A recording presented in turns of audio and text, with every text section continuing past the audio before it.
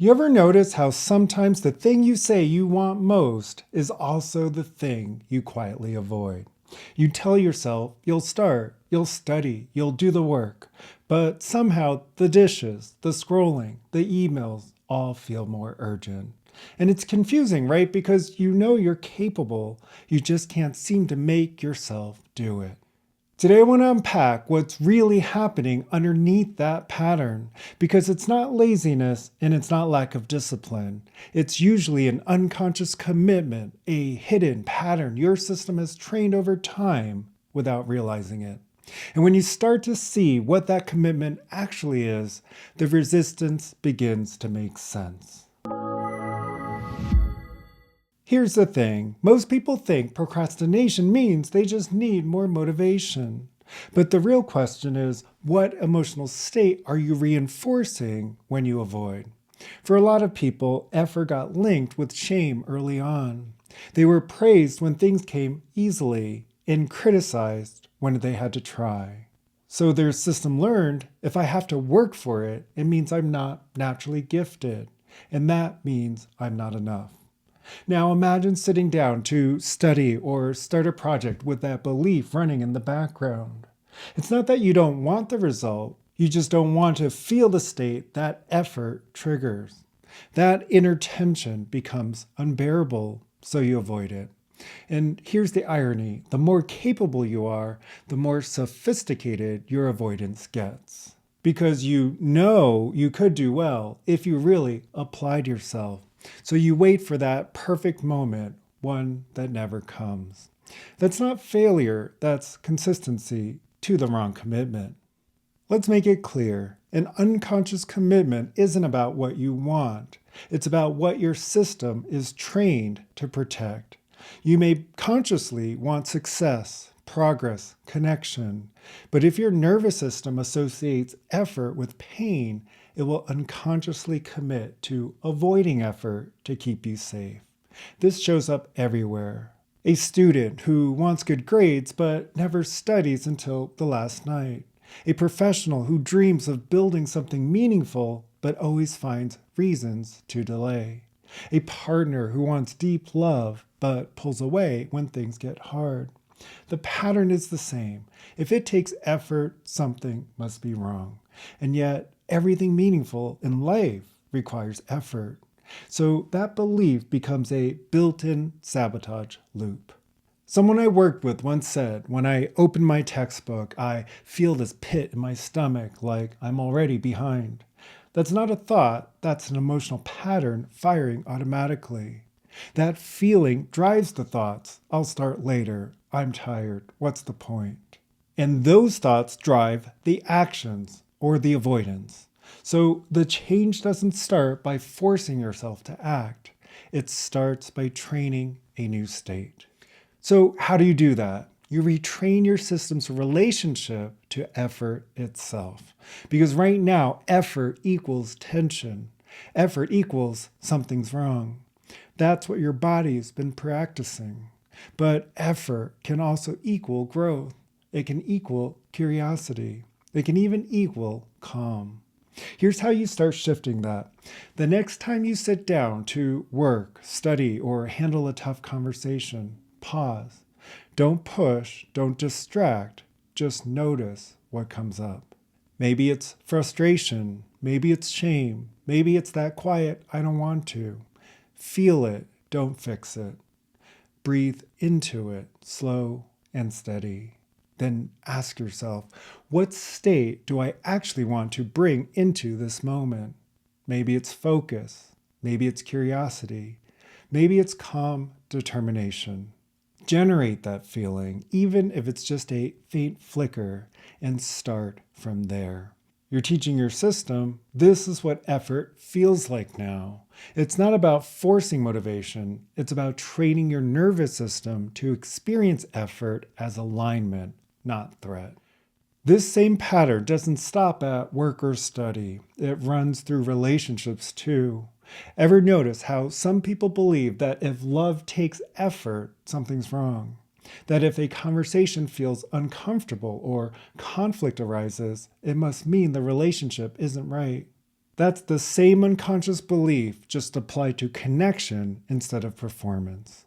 If it's meant to be, it should flow. If I have to work at it, it must not be real. But that's just another way of saying, if I have to grow, I'm not enough. So people withdraw, blame the other person, or jump into the next connection, all to avoid feeling the discomfort of emotional effort. And yet, real intimacy requires training, patience, presence, the ability to stay steady when things feel off. Effort here isn't proof that something's broken. It's proof that you're building something real. When you start to see that, relationships stop feeling like tests and start feeling like training grounds for emotional steadiness. So let's go even deeper. Self-sabotage isn't random. It's protection. If your worth was built on being naturally talented, then hard work threatens that identity. So when things get challenging, your body subtly sabotages the process. You procrastinate, you half-try, you forget. Because if you don't give full effort, you never have to face the possibility of falling short. You can always say, I could have done better if I'd really tried. That's not weakness, that's survival strategy. It's how the mind avoids shame, but the cost is huge. You never get to experience what happens when you actually give yourself fully to something. That's the cycle we're retraining. If you're hearing this and thinking, that's me, you're not broken, you've just been practicing a pattern that once protected you, but now limits you, and you can retrain it. So what does training look like? It begins with perception. When you notice resistance, don't make it a problem. See it as a cue. Your system is saying, I'm about to enter an unfamiliar state. Good, that's where the training begins. Shift the perception slightly. Instead of, I have to study, try, I'm training, focus. Instead of, this conversation is hard, try, I'm training steadiness in conflict. Each of those subtle shifts triggers a different emotional state, and that state drives new thoughts, new actions, new results. You're not fixing behavior, you're retraining what fuels behavior.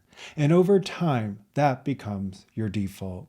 You start showing up differently, not because you're motivated, but because you've trained emotional alignment.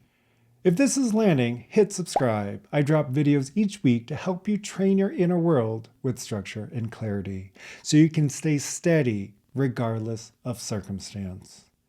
Here's a powerful truth. Every moment of effort is identity training. You're not just doing the thing, you're training who you are while doing it. When you work through frustration, you're reinforcing that state. When you work from calm focus, you're reinforcing that one instead. You're always training something. The only question is, what? So the next time you find yourself hesitating or overthinking, remember that avoidance is also training.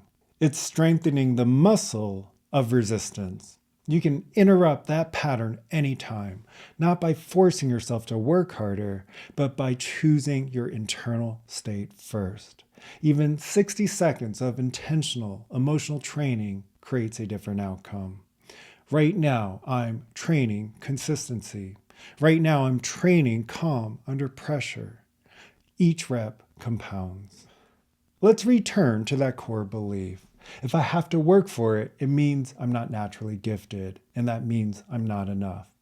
This belief forms early. Maybe you're rewarded for ease. You're so smart. But when you struggled, people went quiet. So your nervous system linked ease with love and effort with inadequacy. Now, as an adult, every time effort appears, your body floods with the same emotional intensity it felt back then, and you interpret that as something being wrong. But that emotional charge isn't truth, it's just conditioning. Effort isn't evidence you're not enough. Effort is how you build capacity. It's the bridge between potential and embodiment. When you start to associate effort with alignment, not shame, everything changes. Work feels cleaner. Relationships feel steadier.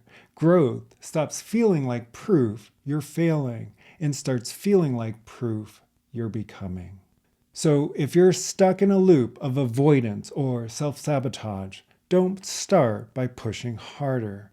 Start by retraining the state you bring to effort. That's the pivot point, because the goal isn't to do more, it's to stay aligned while you do it. So let's make this practical. Next time you sit down to study, work, or talk through a conflict, do this. Pause for a few seconds. Notice what emotional intensity is present.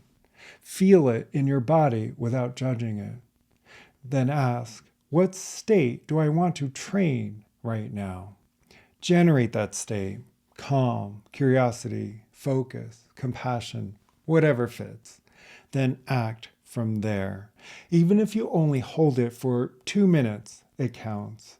You're teaching your system that effort can coexist with ease, that you can move forward without resistance running the show.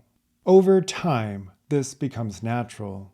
Effort stops triggering old patterns. It becomes neutral, even fulfilling. And when that happens, everything shifts. Tasks that used to drain you start feeling clear. Relationships that felt volatile become steady. You trust yourself again because you're no longer at war with the feeling of effort itself. You've trained stability under pressure, and that's real confidence. Not the I believe in myself kind, but the grounded knowing that you can stay aligned no matter what shows up. That's the emotional ROI of training. You're not training for the outcome. You're training for who you become in the process. Every time you choose alignment over avoidance, you reinforce the version of you that follows through. That's the version worth showing up for. So take a breath. Ask yourself, what emotional state are you practicing over and over without realizing it? Because that's what you're unconsciously committed to. And once you see it, you can train something new. If you're ready to stop managing symptoms and start training a steady, resilient inner state, I've built a system for that. It integrates the mind, emotions, and nervous system, so you don't just understand your patterns, you actually shift them. The link's below. I also share practices weekly on Instagram at Mike Wang Coaching. And if you want more depth, you can join the newsletter below. Thanks for watching. Train well. I'll see you in the next one.